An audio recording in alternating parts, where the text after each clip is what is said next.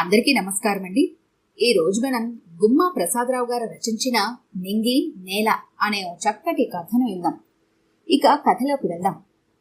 అందరూ ఆడపిల్లలాగే అపర్ణ కూడా పెళ్లి చేసుకుని తల్లిదండ్రులకు దూరమై అత్తవారింటికి వెళ్ళింది. వెంకట్రావు పెద్దగా ఆస్తిపాస్తులున్నవాడు కాదు. చేస్తున్నది సామాన్యమైన ఉద్యోగం. అపర్ణను చదివించడంలో అతను ఎవరికంటే వెనుకబడలేదు. అపర్ణ చిన్నతనం నుంచి విపరీతంగా ఆలోచించేది. తన తల్లిదండ్రులకు ఆసరాగా నిలబడాలి, చదువుకొని ఉద్యోగం చేసి వార్ధక్యంలో కన్నవారిని కంటికి రెప్పలా కాపాడాలి. అవును, వారికి తను ఒక్కతే సంతానం. ఈ కాలంలో ఆడపిల్లలు మగవాళ్లతో సమానం. అందువలన కొడుకుల్లేరనే చింత తన తండ్రికి ఉండకూడదు. ఆడపిల్ల జీవితం వివాహంతో ముడిపడి ఉందని, కన్నవారికి దూరం అవ్వాల్సి వస్తుందని ఆమె ఆలోచించలేదు. అమ్మా, రామ్మూర్తి గారనే ఆయన విశాఖపట్నంలో ఉంటున్నారు. అతని కాలేజీలో పనిచేస్తున్నారు. వారి అబ్బాయి మోహన్ రావు. అక్కడే అతడు ఉద్యోగం చేస్తున్నాడు. మనకు అన్ని విధాలా తగిన సంబంధమని చంద్రశేఖరం గారు చెప్పి నన్ను వారి దగ్గరకు తీసుకెళ్లారు. రామ్మూర్తి గారు వాళ్ళ అబ్బాయి నేను చూసుకోవడానికి వస్తున్నారు అన్నాడు వెంకట్రావు కుమార్తెతో. అంతకు 15 రోజుల ముందే అపర్ణ ఒక ఉద్యోగానికి అప్లికేషన్ పంపిస్తూ తల్లి తండ్రికి నమస్కరించింది. అమ్మా, నీ ప్రయత్నం సఫలం కావాలని దేవుణ్ణి ప్రార్థిస్తున్నాను. ఆడపిల్లలు కూడా ఉద్యోగాలు చేయవలసిన పరిస్థితులు ఏర్పడ్డాయి అన్నారు అతను. నానా, ఇంతకాలం నేను మీకో విషయం చెప్పలేదు. పెళ్లి చేసుకుని మీకు దూరం అవ్వాలన్న తలంపు నాకు లేదు. మీకు కొడుకుల్లేని లోటు నేను పూరిస్తాను. నా పెళ్లి మాట తలపెట్టకండి అంది అపర్ణ. అదే మాట తల్లి, వివాహం స్త్రీకి పరిపూర్ణతనిస్తుంది. ఎంతకాలం నిన్ను మేము ఇంట్లో ఉంచుకోగలం? నీవు పెళ్లి చేసుకుని పిల్లా పాపలతో కలకల్లాడాలని మేము కోరుకుంటున్నాం. ఈ సంబంధం చాలా మంచిదని చంద్రశేఖరం గారు అంటున్నారు. పిచ్చి పిచ్చి ఆలోచనలు మానే అంది వెంకట్రావు భార్య కనకలత. ఆడపిల్లలు మగపిల్లలతో సమానమనడం బూటకం. ఆడపిల్లలకు కన్న తల్లిదండ్రులే స్వాతంత్రం ఇవ్వరు. అపర్ణ నిరాశపడింది. అపర్ణ పెండ్లి బాగానే జరిగింది. పిల్ల పెళ్లికి వెంకట్రావు భార్య ఒంటి మీద నగలను అమ్మివేశాడు. కనకలత బాధపడకుండానే తన నగలను ఇచ్చివేసింది. ఇంకా డబ్బు అవసరమైతే వెంకట్రావు దొరికిన ప్రతి చోట అప్పులు చేశాడు. అపర్ణకు కష్టం కలిగింది. ఈ అప్పులు తండ్రి తీర్చివెళ్ళడా? అత్తవారింట అడుగుపెట్టిన 4 రోజుల్లోపునే ఆమె అప్లై చేసిన ఉద్యోగానికి ఇంటర్వ్యూ పిలుపు వచ్చింది. అపర్ణ తండ్రి ఆ విషయం ఫోన్లో చెప్పి, ఇప్పుడు నీకు అవసరం లేదుగా అన్నాడు. ఆ వార్త వినగానే అపర్ణ ఆనందపడింది. ఇంక నీకెందుకు ఉద్యోగం అన్న తండ్రి ధోరణికి బాధపడింది. పెళ్లి చేసుకుంటే ఉద్యోగం చేయకూడదా? ఏవండి, పెళ్లికి ముందు నేను ఒక ఉద్యోగానికి దరఖాస్తు ఇచ్చాను. వాళ్ళు ఇంటర్వ్యూకి రమ్మని పిలిచారట. వెళ్ళనా అంది భర్త మోహన్ రావుతో అపర్ణ. భార్య ఆ మాటంటే ఆశ్చర్యపోయాడు మోహన్ రావు. సంసార జీవితంలో పడి ఇంకా 4 రోజులు కాలేదు. పై ఊర్లో ఉద్యోగం అంటే ఎడబాటు. అందుక వివాహం చేసుకున్నది? అపర్ణ, నేటి తరం ఆడపిల్లలు కేవలం జ్ఞానార్జన కోసమే చదవటం లేదు, ఉద్యోగాలు చేసి పురుషుల స్థాయికి ఎదగాలనుకుంటున్నారు. అలాంటి ప్రతిస్పర్ధ భావన తప్పు కాదు. స్త్రీలు ఆర్థిక స్వాతంత్ర్యం కోరుకోవడం నేరం కాదు. అయితే మన పెళ్లి జరిగి ఎన్నాళ్ళయింది? ఇప్పుడు వేరే చోట నీకు ఉద్యోగం అవసరమా? ఇంటి మీద మనసైతే ఒక మారు వెళ్ళిరా, అంతేకాని ఉద్యోగం కోసం ప్రాకులాడుకో అన్నాడు మోహన్ రావు. నాకు తెలుసు, ఈ దేశంలో ఆడపిల్లలకు స్వేచ్ఛా స్వతంత్రాలు లేవు. స్త్రీలు ఆసక్తులు, తోలు బొమ్మలు. నా అవసరాలు ఏమిటో మీరు అర్థం చేసుకోలేరు. అపర్ణ రోదిస్తూ వెళ్ళిపోయింది.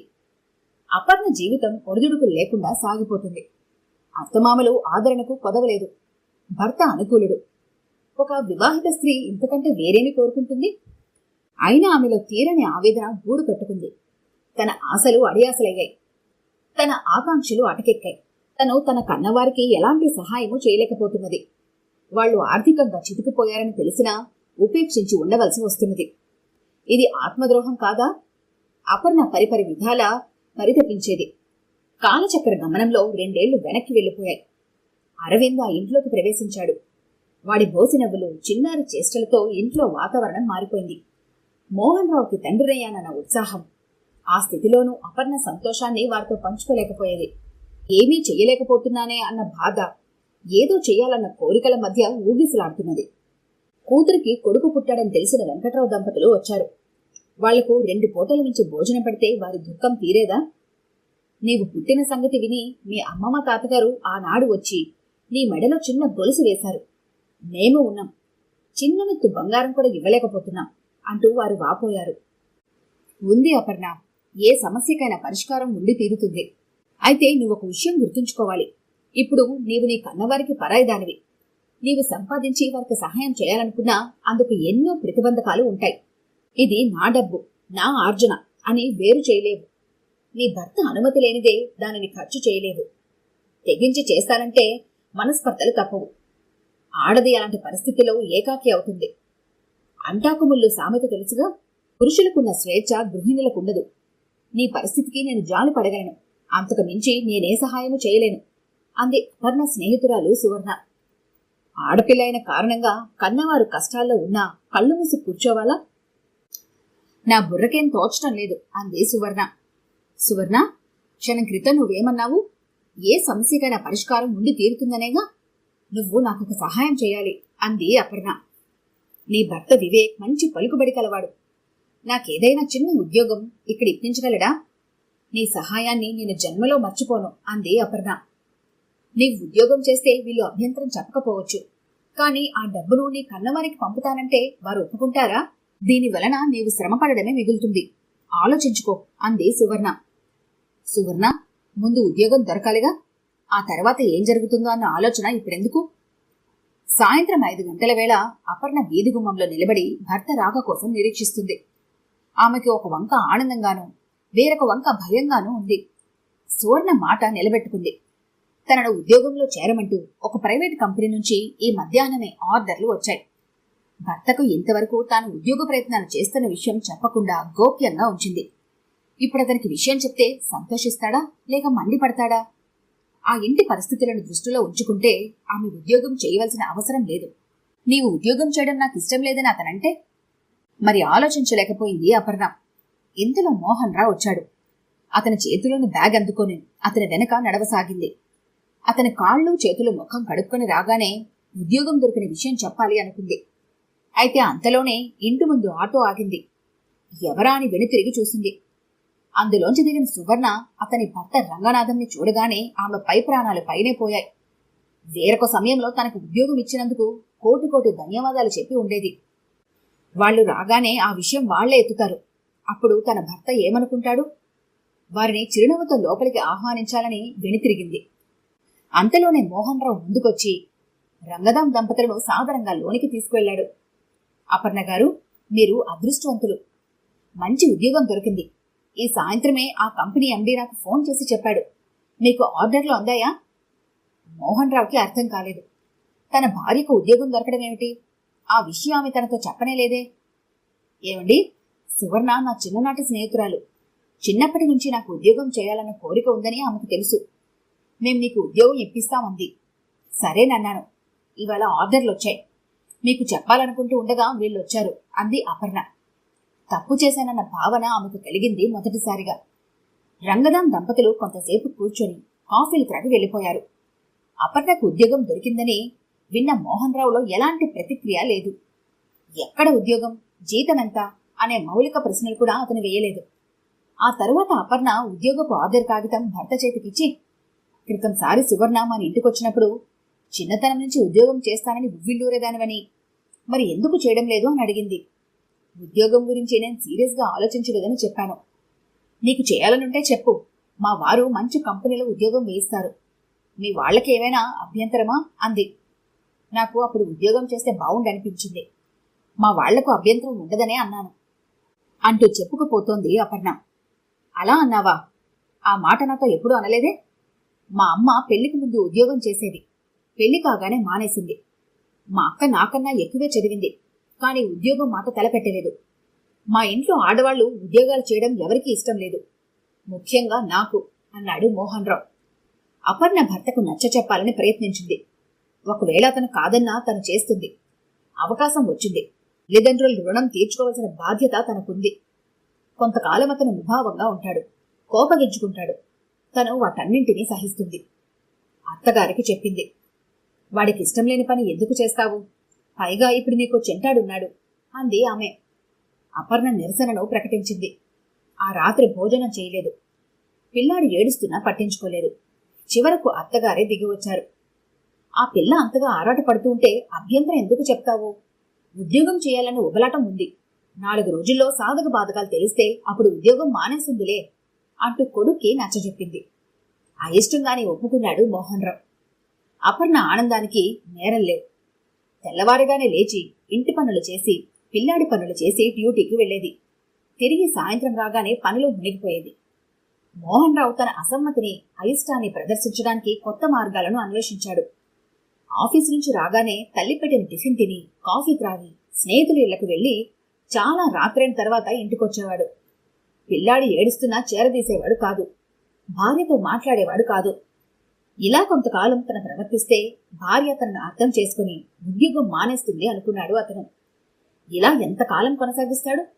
కొన్ని రోజులు గడిస్తే తిరిగి మామూలు వాడవుతాడని అపర్ణ అనుకుంది. మొదటి నెల జీతం అందుకుంది. మోహన్ రావు తన భార్య ఆ డబ్బునేం చేస్తుందో చూడాలి అనుకున్నాడు. తన తల్లికి తండ్రికి బట్టలు పెడుతుంది అనుకున్నాడు. తనకు బట్టలు కొంటుంది అనుకున్నాడు. పిల్లాడికి బట్టలు కొనదా అనుకున్నాడు. కనీసం అపర్ణ తన కోసం కూడా చీరలు కొనుక్కోలేదు. ఆ డబ్బు ఎవరికీ ఇవ్వలేదు. నీ జీతం ఏం చేశావు అని అతను అడగలేదు. ఆమె చెప్పనూ లేదు.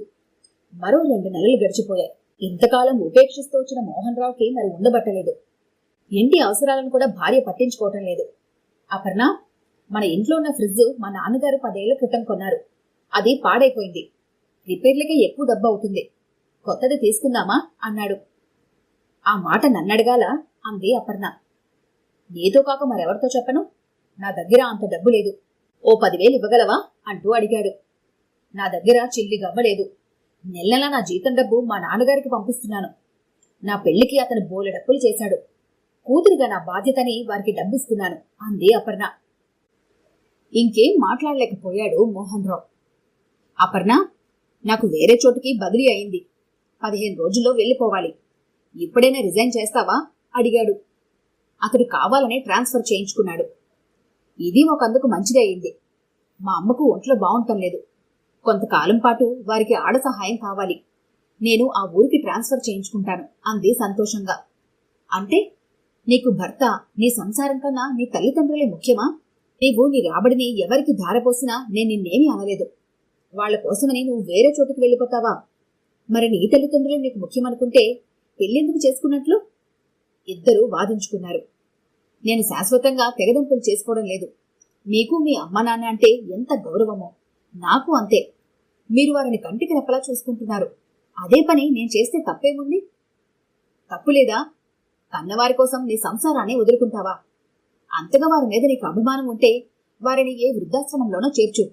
నెలలా వారికి డబ్బులు పంపించు. బావుంది, ఆ పని ముందు మీరు చేయండి అంది. వాళ్ళిద్దరూ తాత్కాలికంగా విడిపోయారు. కుమార్తె భర్తను తన సంసారాన్ని వదిలిరావడం వెంకట్రావు హర్షించలేదు. నీవు చేసింది తప్పమ్మా. ఇప్పటికైనా గ్రహించి నీ కాపురం నిలబెట్టుకో హితబోధ చేశాడు. ఆ మొండిదాంతో నీకేం పని? విడాకులిచ్చి వేరే పెళ్లి చేసుకో అంటూ మోహన్ రావుకి ఎందరో సలహాలిచ్చారు. నీవు మొండిదానివి.